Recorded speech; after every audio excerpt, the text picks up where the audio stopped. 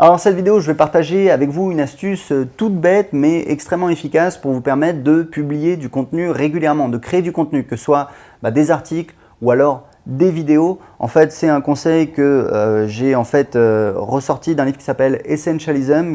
C'est Minimalisme en anglais, qui est un super livre, j'en ai parlé dans une vidéo.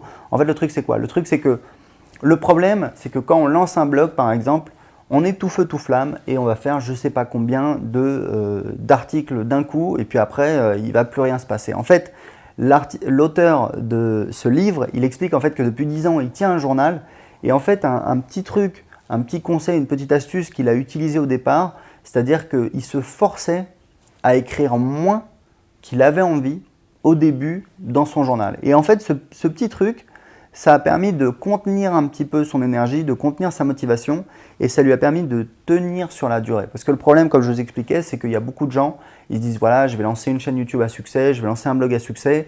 Au début, ils sont chauds patates, ils vont faire 10 articles en 2 semaines et après, le problème, c'est qu'il n'y a plus rien. Le problème, c'est que voilà, si vous cramez toute votre énergie au départ, si vous ne vous bridez pas, le problème, c'est que du coup, vous avez tendance un petit peu à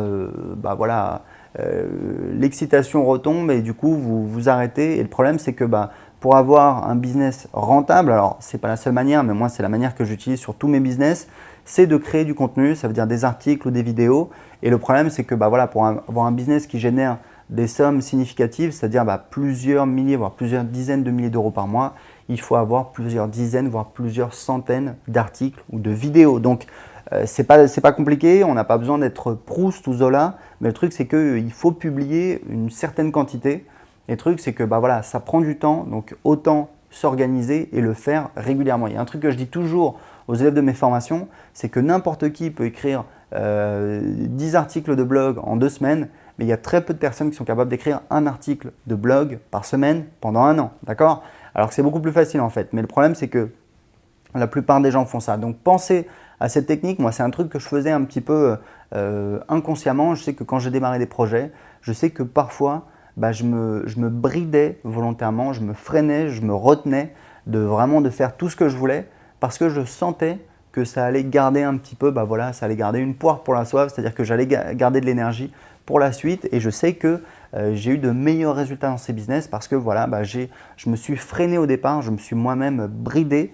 Et ça crée une frustration et ça donne envie de continuer sur la durée et c'est un truc vraiment important. Donc souvenez-vous-en de ce conseil, c'est important parce que comme je vous ai expliqué, pour créer un business sur internet rentable, alors c'est pas la seule stratégie qui marche mais c'est une très très bonne stratégie puisque quand vous publiez du contenu gratuit, moi j'ai des blogs, j'ai des chaînes YouTube. L'avantage, c'est que les gens qui me trouvent sur mes blogs ou sur mes chaînes YouTube, c'est ce qu'on appelle du trafic organique, c'est-à-dire des gens qui m'ont trouvé en cherchant sur YouTube, sur Google ou alors en lisant des blogs et puis ils cliquent sur un lien, ils arrivent sur mon blog.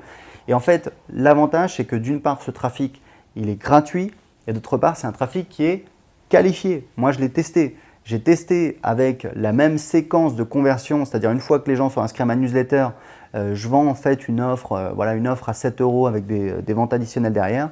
J'ai testé avec exactement la même séquence le trafic qui venait de YouTube ou alors de mes blogs, c'est-à-dire tout le trafic gratuit et d'autre part le trafic qui vient de la publicité Facebook. En moyenne, je gagnais 2 fois plus, je gagnais 4 € au lieu de 2 €. Je gagnais 4 € avec chaque inscrit qui venait de mes blogs ou alors de mes vidéos sur YouTube et contre 2 € pour les gens qui venaient de la publicité Facebook. Donc l'avantage de publier du contenu gratuit, vous l'avez compris, c'est que ça vous permet d'attirer des gens qui sont qualifiés parce que c'est des gens qui sont à la recherche de quelque chose.